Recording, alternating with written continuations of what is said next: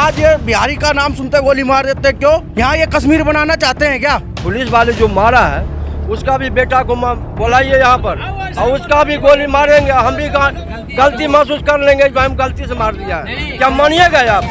नहीं मानिएगा कि हाँ मैं बिहारी हूँ तो मुझे गोली मार देना ये अपराध है। क्या इन पुलिस वालों को नहीं पता न्याय व्यापार कहाँ होता है? क्या इन पुलिस वालों को नहीं पता समय कहाँ पे की जाती है? क्या इन पुलिस वालों को नहीं पता कहाँ अपराध हो रहे हैं, कौन क्रिमिनल व्यक्ति है? इन पुलिस वालों को नहीं पता, सब पता है। वहाँ डर जाते हैं, वहाँ से धन ले आते हैं और धन देकर अपना धर्म बदलते हैं। और यहाँ पर कोई व्यक्ति धार्मिक होता है और देश की बातें करता है, उसे गोली मारकर शांत करते हैं। यह इनकी ताकत है, इन नपुंसकों की ताकत है। बहुत सारे पुलिस अफसर अच्छे भी होते हैं, मैं सबका बुरा नहीं कहता, बहुत अच्छे भी होते हैं, पर इस प्रकार के अपराधी मानसिकता के जो लोग होते हैं वो किसी के लिए भी अच्छे नहीं है, ना इस देश के लिए, ना इस धर्म के लिए, ना और यहाँ पर बैठे इस परिवार के लिए। पांडव के हत्यारे को फांसी दो, फांसी दो। पांडव के हत्यारे को फांसी दो, फांसी दो। पांडव हम शर्मिंदा है। इंसाफ की मांग और आंखों में गुस्सा।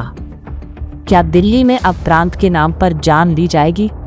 पांडव हत्याकांड ने पूरी दिल्ली को दहला दिया है।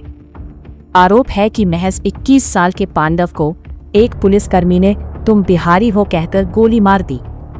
इस खबर के फैलते ही जनता का गुस्सा फूट पड़ा है। चारों तरफ बस एक ही नारा गूंज रहा है, न्याय दो। सड़कों पर उतरा जन आक्रोश रुकने का नाम नहीं ले रहा। राजनीतिक गलियारों में भी हलचल तेज है, लेकिन सबसे बड़ा सवाल अब भी खड़ा है, आखिर रक्षक ही भक्षक कैसे बन गया? कब मिलेगा पांडव के परिवार को इंसाफ? देखिए ग्राउंड जीरो से हमारी ये खास रिपोर्ट। पांडव के हत्यारे को फांसी दो, फांसी दो। पांडव के हत्यारे को फांसी दो, फांसी दो। पांडव हम शर्मिंदा है। देखो आज हम लोग फिर आज पांडव के घर पर हैं और पांडव के लिए इंसाफ के लिए लड़ रहे हैं लोग। और आज सारे सनातनी भी यहाँ खड़े हुए हैं और सनातनियों से पूछते हैं, आज आप एक सनातनी भाई के लिए लड़ रहे हैं तो क्या कुछ लगता है कि इस पुलिस वाले को सजा मिलेगी या फांसी मिले? फांसी पे चढ़ाना, उसको फांसी की सजा मिलेगी या नहीं मिलेगी? बाकी आगे बात करते हैं सभी सनातनियों से कि यहाँ पे आज आए हैं और क्या कुछ कहेंगे पांडव के परिवार के साथ कैसे खड़े हो। पांडव के परिवार का ऐसे खड़े हैं जैसे वो हमारा परिवार है। और पांडव ही नहीं, इस देश में रहने वाले सभी भाई हमारे भाई और बहन हैं, जितने भी सनातनी हैं हमारे। और जिस प्रकार से पांडव को नाम पूछ करके मारा गया, क्षेत्र का नाम पूछ करके मारा गया, ये बहुत ही निंदनीय है। और कहीं ना कहीं प्रशासन पर सवाल उठता है, क्या उनका जोर जबरदस्ती, उनकी ताकत जो है वो सिर्फ आम आदमी पर दिखती है क्या? बिहारी होना इस देश में गुनाह है क्या?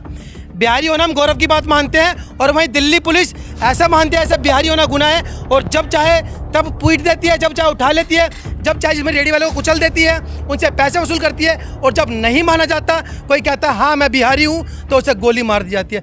बहुत ही शर्म की बात है ये। क्या कहेंगे सोनू जी? पहले देखो एक टाइम बॉर्डर पे ये पूछा गया, धर्म पूछ के गोली मारी गई और आज यहाँ पर क्षेत्र राज्य पूछकर गोली मारी जा रही है। दोनों में सेम मानसिकता है। वहाँ पर उन्होंने धर्म पूछकर मारा, इन्होंने आज जाति पूछकर मारी।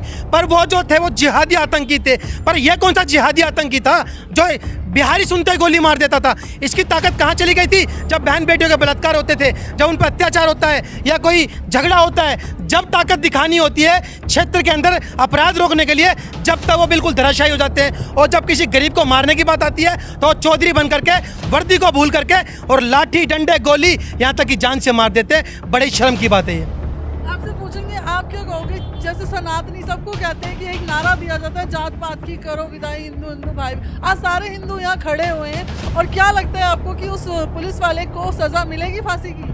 मैं सबसे पहले तो यही कहना चाहता हूँ, उस पुलिस वाले को उस दर्द का एहसास होना चाहिए। जिस दर्द को, जो दर्द ये दिया है उनको, ये उसको एहसास होना चाहिए। नाम पूछ के वो गोली मार रहा है, क्यों? भारत में रहना गुनाह है क्या? ऐसे ये पुलिस वाले थे तो जब तरुण हत्याकांड, उस टाइम ये कहाँ थे? उस टाइम ये कहाँ से हुए थे? अगर ये चाहते तो वो हत्याकांड नहीं होता। क्या होली वाले दिन जितने भी पुलिस वाले हैं सबकी ड्यूटी ऑन ड्यूटी थे, कोई भी छुट्टी पे नहीं था उस दिन। उस दिन भी ये इनकी वजह से ही, प्रशासन की वजह से ये कांड होया। और आज ये बिहारी का नाम सुनते गोली मार देते हैं। क्यों? यहाँ ये कश्मीर बनाना चाहते हैं क्या? ये बताओ। अपराधी ताकत में रहेगा और जो आम आदमी कमाने वाला परिवार वाला है वो दब के रहेगा। ये कहाँ का न्याय है भैया? कहाँ का न्याय है?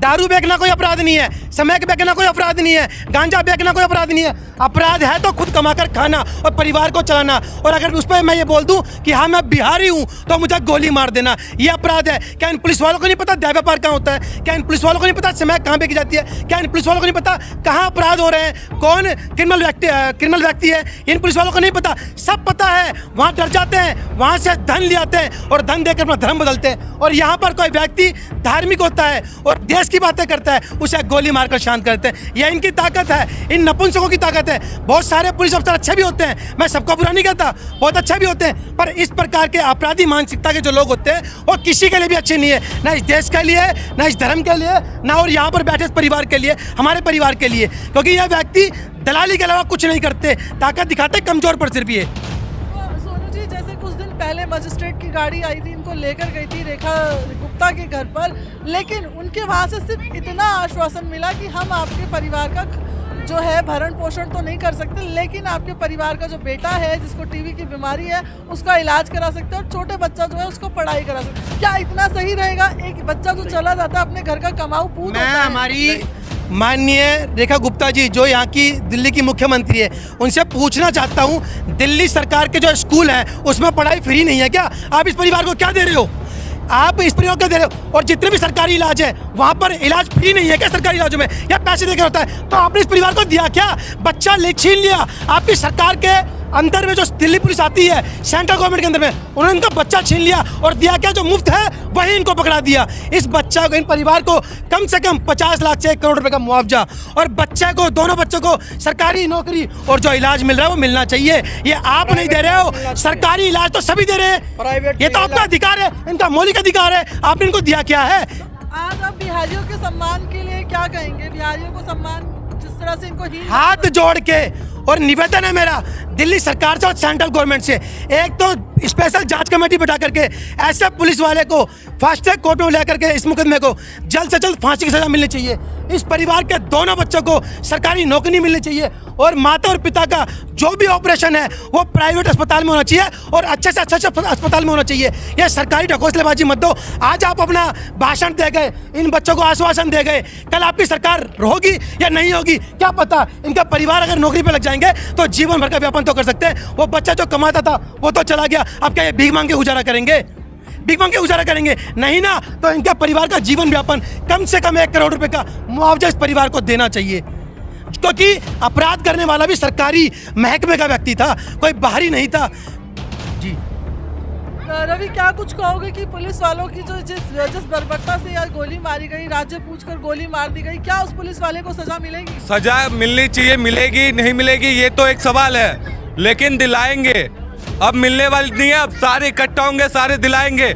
एक माँ का एक बेटा जो है कि एक माँ 1 हफ्ते से होश में नहीं आ रही है, उसका दुख कौन समझेगा? पुलिस प्रशासन जो रक्षक बनाए जा रहे हैं वही भक्षक बनते जा रहे हैं। तरुण हत्याकांड में हमेशा जो है पुलिस प्रशासन केस को दबाने और मिटाने का काम करता है, लेकिन यहाँ पे जुटा एक व्यक्ति आज गर्व से कहेगा हाँ हम बिहारी हैं, आओ हमें अगर हिम्मत है यहाँ गोली मार के दिखाओ। अगर तुम्हें बिहारियों से दिक्कत है तो मैं रविकांत पांडे आज से कहता हूँ मेरा नाम बिहारी है और यहाँ पे जो शासन प्रशासन जो सरकार है उसको हमारी आवाज़ सुननी पड़ेगी। और ये हमने ठाना है कि यहाँ पे जो शासन प्रशासन है उनसे अपील किया जाएगा और दिखाया जाएगा। अगर यही पांडे आज अगर किसी मूवी में काम करने वाले के बेटा होता या किसी नेता के बेटा होता तो आज रेखा गुप्ता, मोदी, सीएम रेखा गुप्ता, योगी सारे कीचड़ में भी लांग के पैर रख के जरूर आते और एक बिहारी मजबूर समझ के। और आज तक जो इस एरिया के आशीष सूद जी हैं वो तक भी अभी तक एक बार देखने तक भी नहीं आए।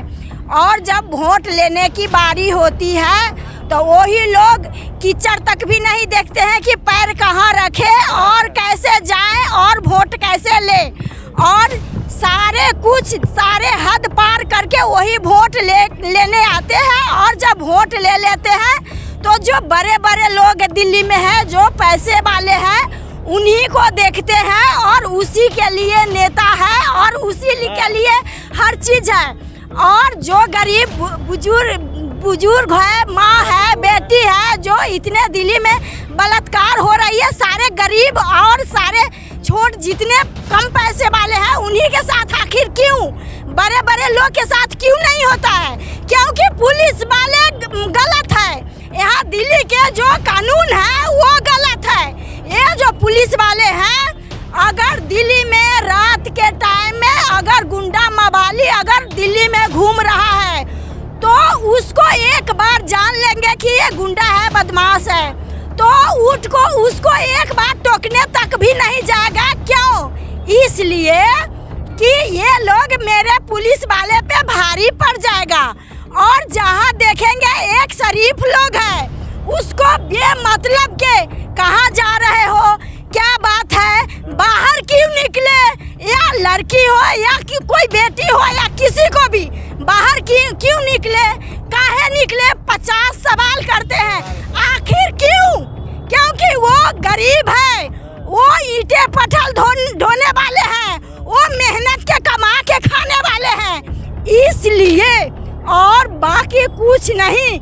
जितने बड़े बड़े लोग हैं उनके साथ ऐसे घटना क्यों नहीं होती? उसको भी आना चाहिए, देखना चाहिए। ये बताइए कि मुआवजा तो दिया गया बिहार के जो मंत्री, नेता, सांसद उनके तरफ से, लेकिन कुछ ऐसा किया गया कि दिल्ली की प्रशासन व्यवस्था जो है, इन्हें इंसाफ दिलाए, दिल्ली की प्रशासन व्यवस्था पे क्या दबाव डाला गया बिहार के द्वारा? अभी तक किसी भी मीडिया के द्वारा मुख्यमंत्री ने इस घटना की चर्चा तक नहीं किया है। चर्चा तक नहीं हुई। कितना बड़ा दुर्भाग्य है। किसी ने ये नहीं कहा, कोई मंत्री ने या क्षेत्रीय विधायक ने, एमपी ने इसको मीडिया के द्वारा या कोई पेपर में इस पांडव कुमार के विषय में, पूर्वांचल के या बिहार के विषय में कोई चर्चा तक नहीं हुआ। जबकि यहाँ पर 40 से 45% की पॉपुलेशन है। वोट लोग मांगते हैं गली गली में। मनोज तिवारी भी आए थे, लोगों ने कई तरह के ये किया, वोट मांगने जाते हैं, लेकिन एक पूर्वांचल के, बिहार के लोगों के साथ एक आतंकी जैसे बर्ताव इन्होंने किया है।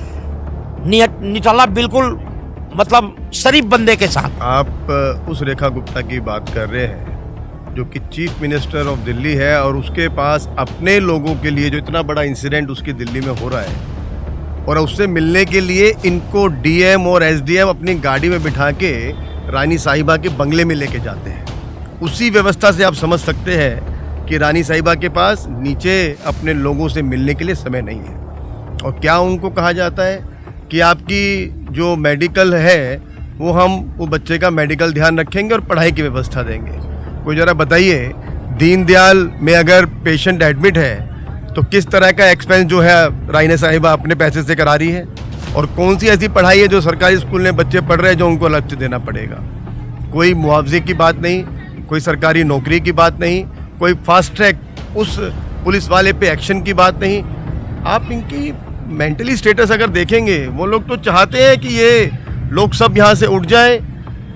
एक माँ के उस इमोशन को, उस माँ के दर्द को वो पहचान नहीं पा रही है।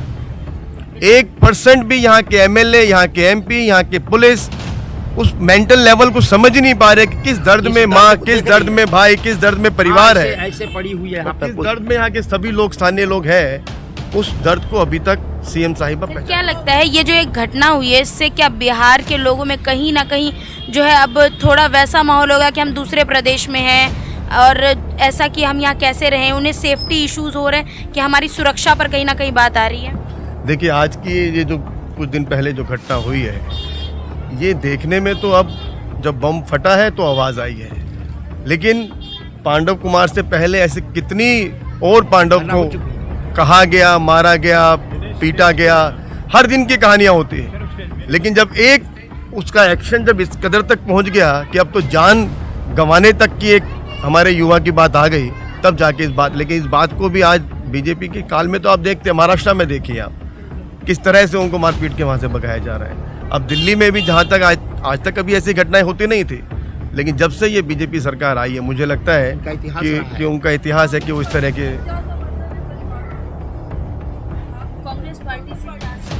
देखिए, अभी हमने 4 हमारे बीच में इससे पहले भी सुशांत मिश्रा जी है, एसईसी के सेक्रेटरी, पहले भी आए थे, दोबारा भी आए हैं। और मेडिकल एक्सपेंसेस के लिए भी हम बात कर रहे हैं कि हम सरकारी नहीं, हम प्राइवेट में अच्छा इलाज उनके लिए कराएंगे। हमारे ओबीसी के chairman, national chairman doctor Anil Jain ji भी यहाँ पर है।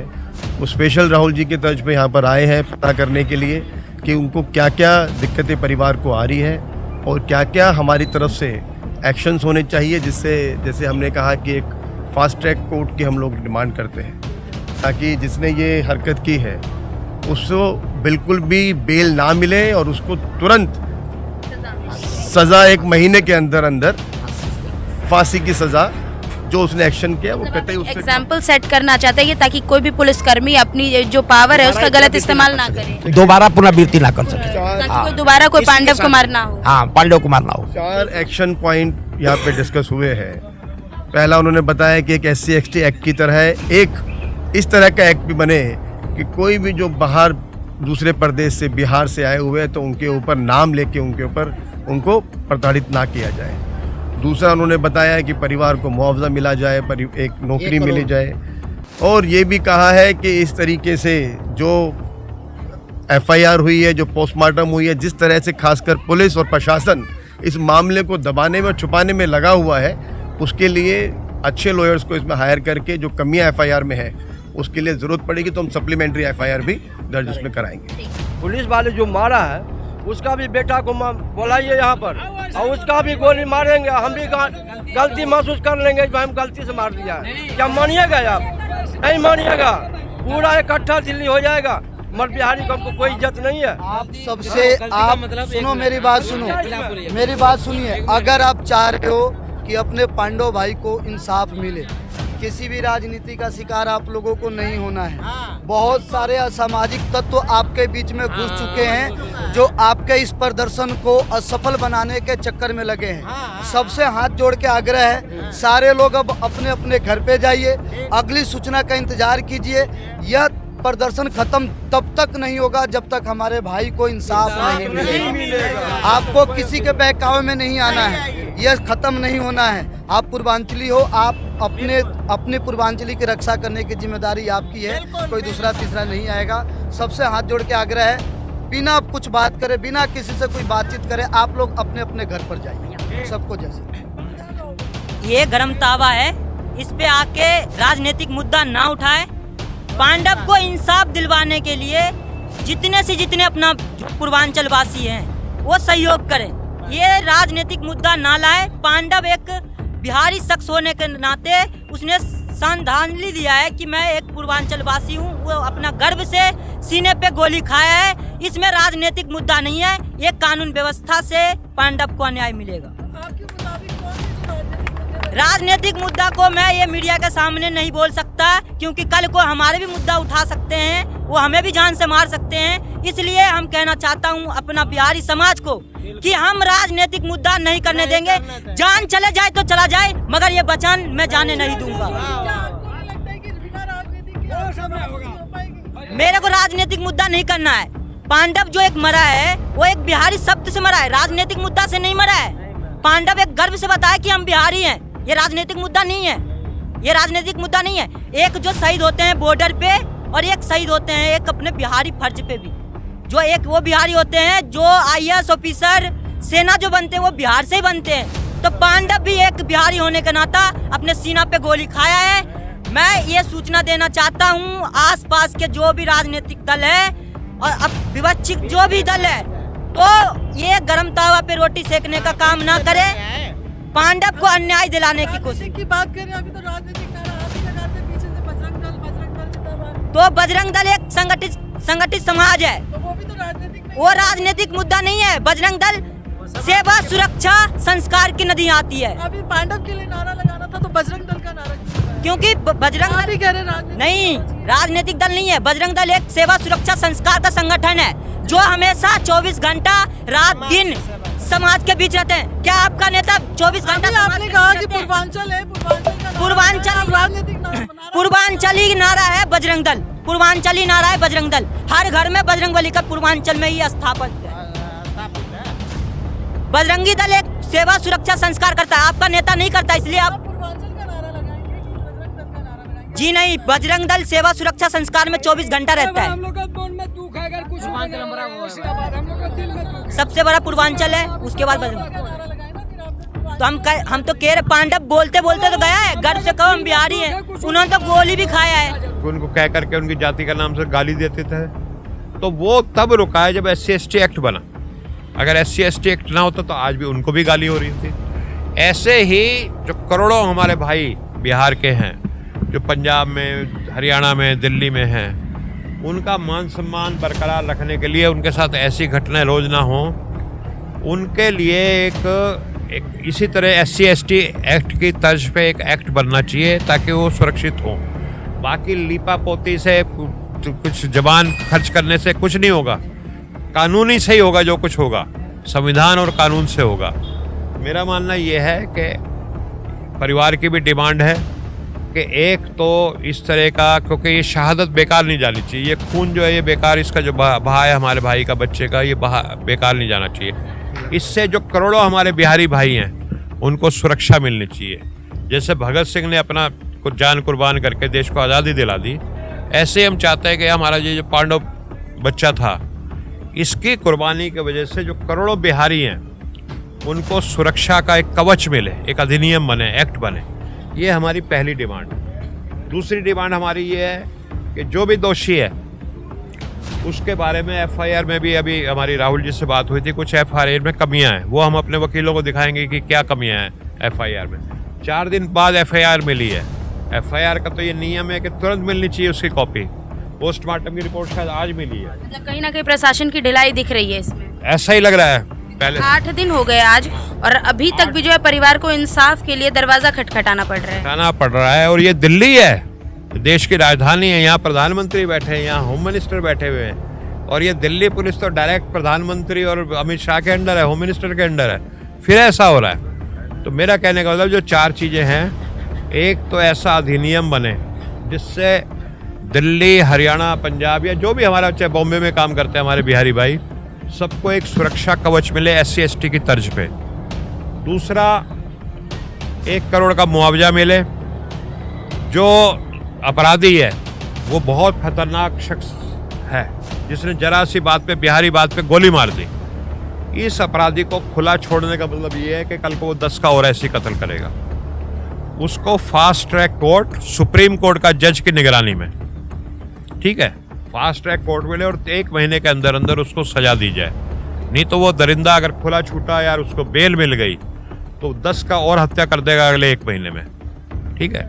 और तीसरा, ये हमारा इनके परिवार का एक बच्चे को नौकरी मिले। तो ये 4 चीज़ें हैं हमारी जो हम मांग कर रहे हैं, और ये परिवार ने संकल्प लिया है कि हम पांडव की जो शहादत है इसको बेकार नहीं जाना चाहेंगे। इसका खून जो एक एक कतरा जो है वो पूरे बिहारी समाज की सुरक्षा करेगा, और एक्ट बना के रहेंगे। और तब तक, अभी इन्होंने मेरे को, राहुल जी ने बताया कि जब तक ये 4 मांगे पूरी नहीं हो जाएंगी, ये 80 कलश जो है वो नहीं उठेगा, क्योंकि वो हमारा पांडव भाई जो स्वर्ग में चला गया, उसकी आत्मा स्वर्ग से में देख रही है कि क्या मेरा जो शहादत हुई है, ये लोग उसके लिए लड़ रहे हैं कि नहीं लड़ रहे, उसको बेकार तो नहीं जाने देंगे।